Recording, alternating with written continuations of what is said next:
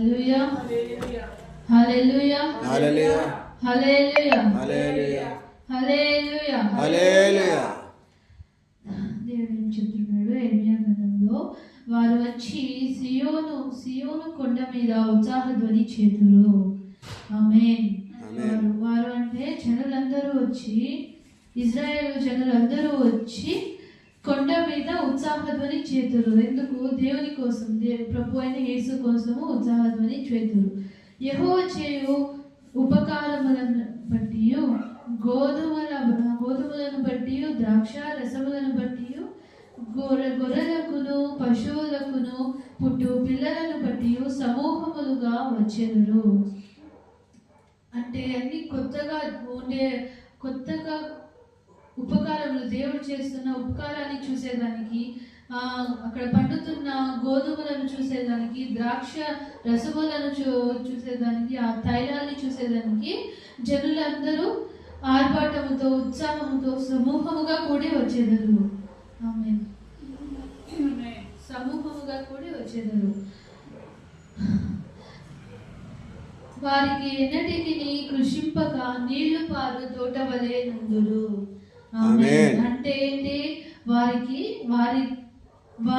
ఎన్నటికి కృషింపక నీళ్లు పారు తోట వలె నుందురు.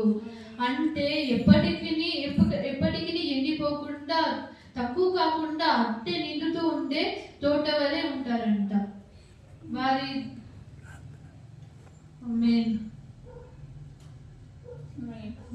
దుఃఖమునకు ప్రతిగా సంతోషం ఇచ్చి వారిని ఆదరించెదను. అంటే మనం ఎంత దుఃఖిస్తామో, ఆయన పాదముల దగ్గర ఎంత ప్రార్థించి దుఃఖిస్తామో, అంతకు రెండంతలుగా సంతోషాన్ని, ఆనందాన్ని, ఆశీర్వాదాన్ని దేవుడు ఇస్తాడంట. ఎంతమంది నమ్ముతారు? ఆమేన్ చెప్పండి. విచారము కొట్టివేసి నేను వారికి ఆనందము కలుగచేతును గనుక కన్యకలను, యవ్వనులను, వృద్ధులను కూడి నాట్యమందు సంతోషించెదరు. ఆమేన్. హల్లెలూయా హల్లెలూయా హల్లెలూయా హల్లెలూయా హల్లెలూయా.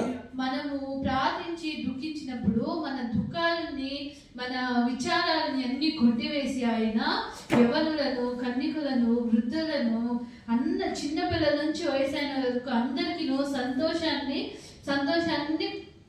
ఉత్సాహాన్ని దేవుడు ఇస్తాడంట. ఆమేన్. హల్లెలూయా ఆమేన్. హల్లెలూయా హల్లెలూయా హల్లెలూయా హల్లెలూయా హల్లెలూయా హల్లెలూయా హల్లెలూయా. అట్లానే ఎఫెసు రాసిన పత్రిక 5వ అధ్యాయం 19వ వచనం.